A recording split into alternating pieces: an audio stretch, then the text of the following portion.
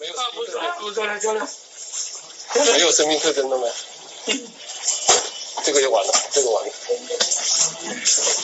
这个又完了呀，这个又完了一个。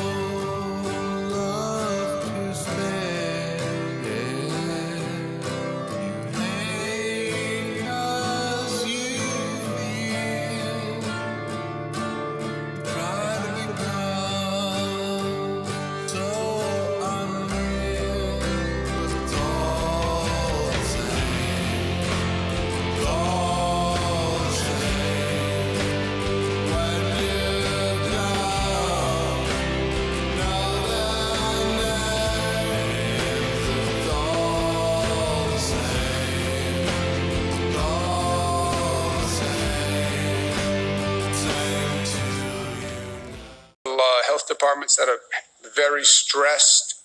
Our relationship with the CDC is also problematic on an ongoing basis. We have the capacity to perform tests. We have a sophisticated state lab. We have sophisticated laboratories in our state. We are not reliant on CDC for doing the testing. CDC is a bottleneck for this nation in doing the testing. You go to CDC, the tests have to go back to Atlanta. They have to do the test. They then have to send it back. I believe the CDC was caught flat-footed. I believe they're slow in their response, and I believe they're slowing down the state. So my position with CDC is, look, it's one thing that you don't do anything to help us, but at least don't handcuff us. And that's where we are right now. So the next hurdle to jump with CDC is to get them to allow us to do automated testing. If we get these labs on board, we get automated testing, we increase our testing capacity exponentially. And that is critical to what we are talking about at this particular time in this evolving situation.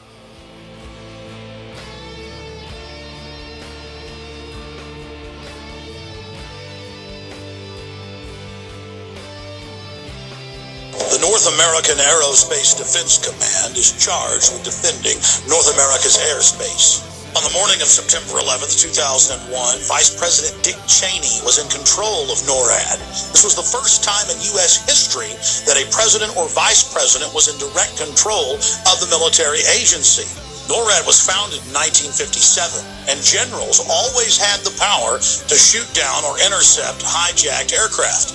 But on June 1st, 2001, just 3 months before 9/11, Dick Cheney ordered Donald Rumsfeld to allow him to take control of NORAD itself and the shoot-down procedure, and remove that power from the generals so they could do nothing. Here is a copy of the memorandum from Rumsfeld to the Joint Chiefs, telling them they no longer have any authority.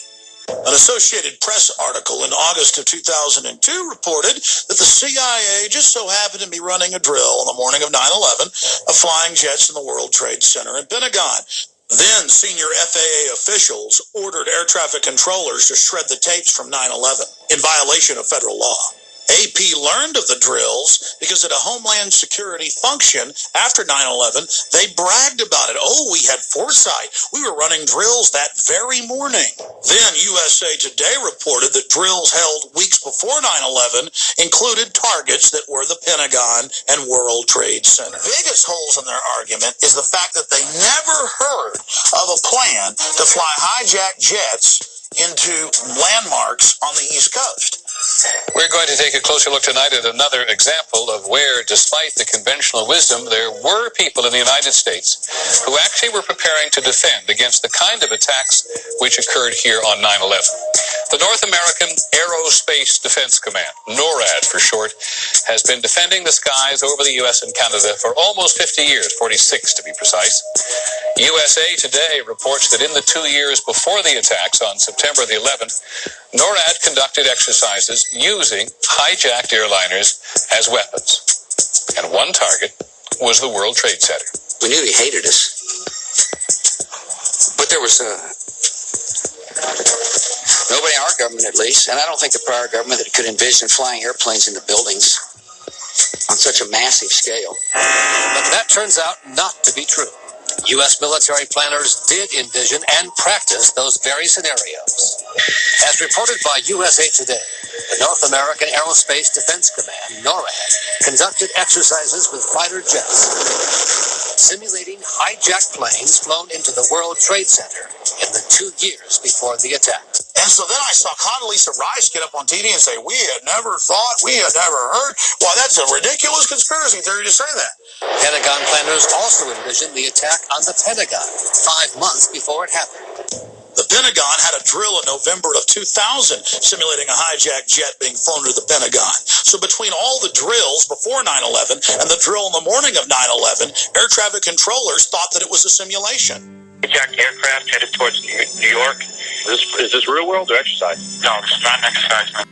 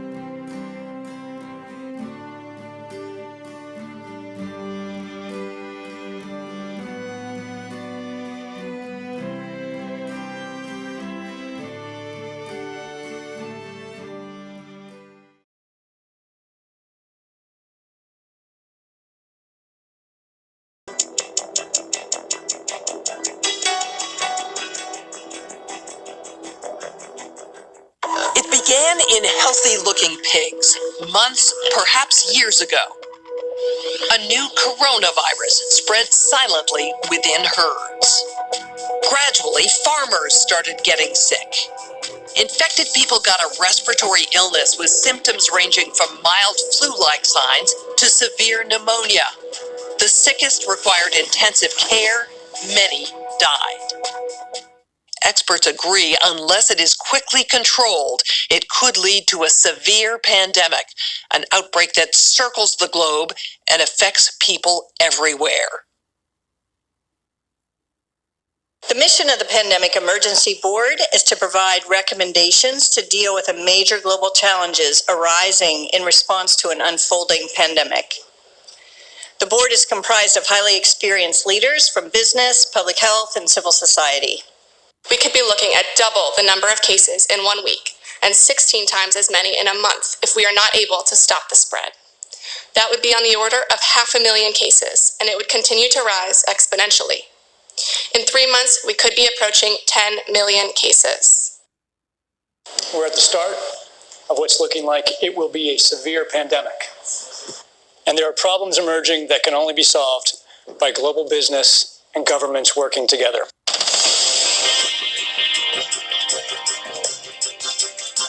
We have known about CAPS-like viruses in animals and people for decades, but have not been successful at developing a licensed vaccine. And sure, there are new technologies that may help, but it's going to be difficult. I am not optimistic about having a vaccine in time to be relevant during this pandemic. So the policy crisis in question for this board in this meeting is this. How should governments, business, and international organizations allocate and distribute pandemic antivirals and medical supplies to the people who need them most? What we've seen work very well in the HIV field is, in fact, procurement through the Global Fund. So having a centralized mechanism, so financially able to procure on behalf of affected countries would be critical.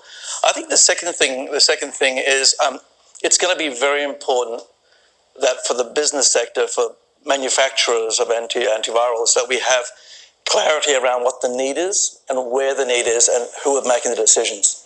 I think that given that the countries most affected are those that are low and middle income countries with unequal access to technology, to finances, the UN has a worldwide footprint, universally recognized, and universal membership.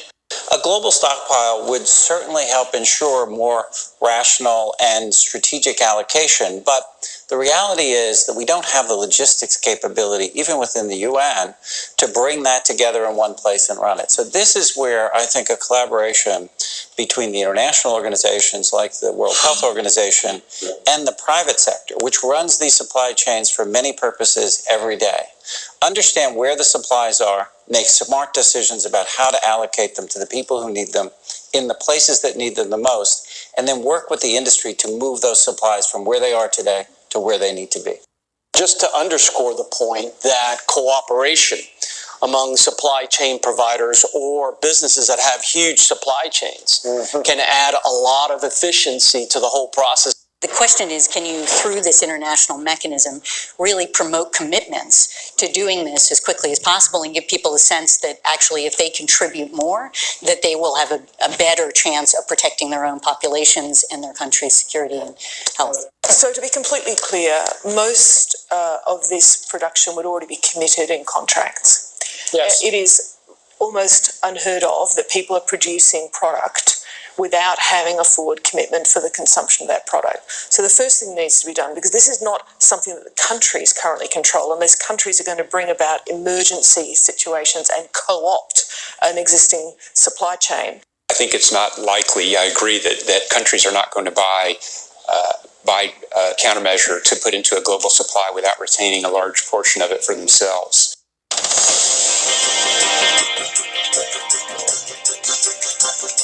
Public health agencies have issued travel advisories, while some countries have banned travel from the worst affected areas. As a result, the travel sector is taking a huge hit. Travel bookings are down 45% and many flights have been canceled. A ripple effect is racing through the service sector. Governments that rely on travel and tourism as a large part of their economies are being hit particularly hard.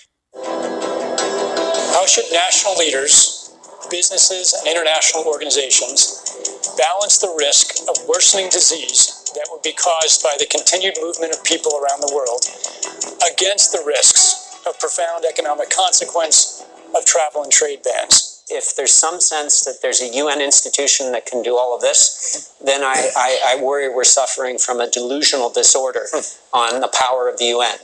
It's really important to get those industries and their trade associations and an efficient leadership established, which is decentralized, but has a collective responsibility and accountability.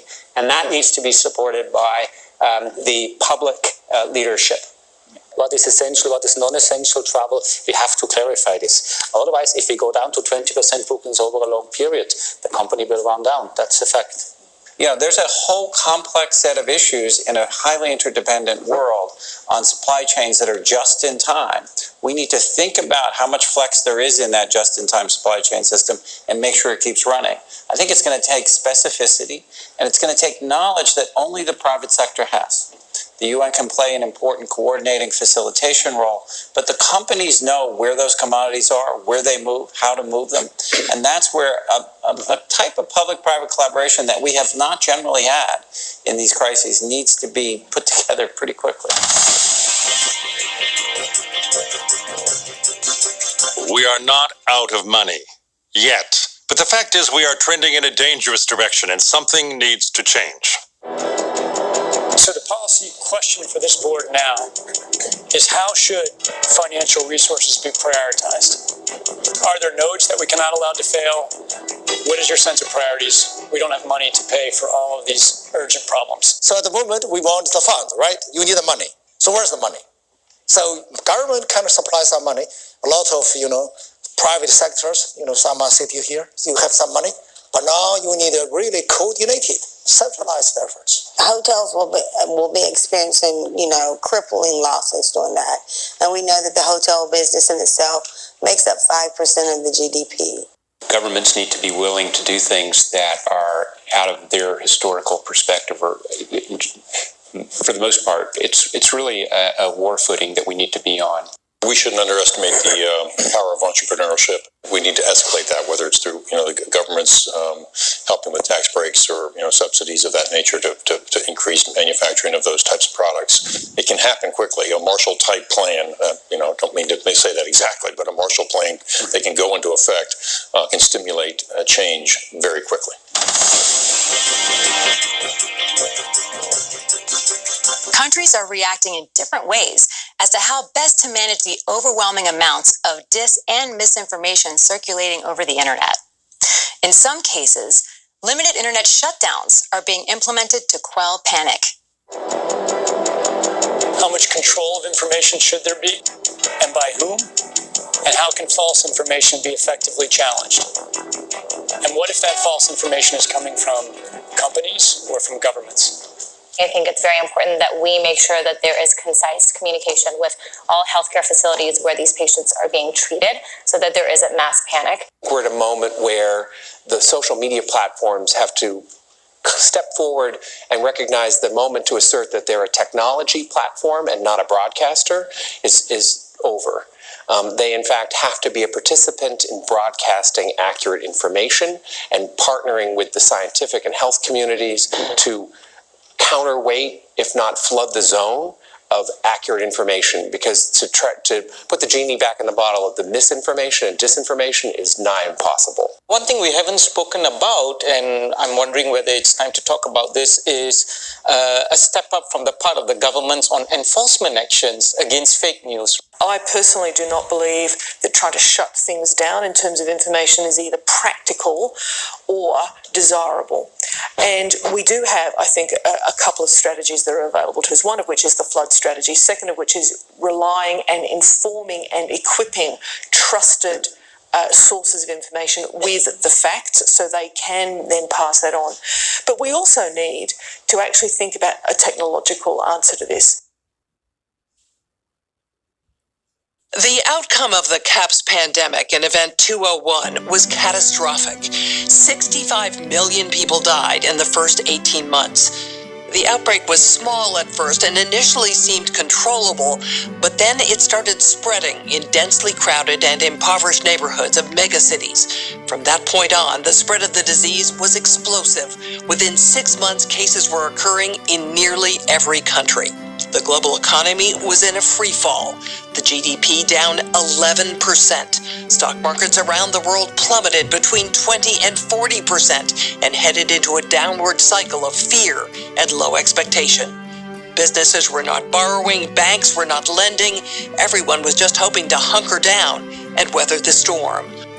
Economists say the economic turmoil caused by such a pandemic will last for years, perhaps a decade. The societal impacts, the loss of faith in government, the distrust of news, and the breakdown of social cohesion could last even longer. We have to ask, did this need to be so bad? Are there things we could have done in the 5 to 10 years leading up to the pandemic that would have lessened the catastrophic consequences? We believe the answer is yes. So, are we as a global community now finally ready to do the hard work needed to prepare for the next pandemic?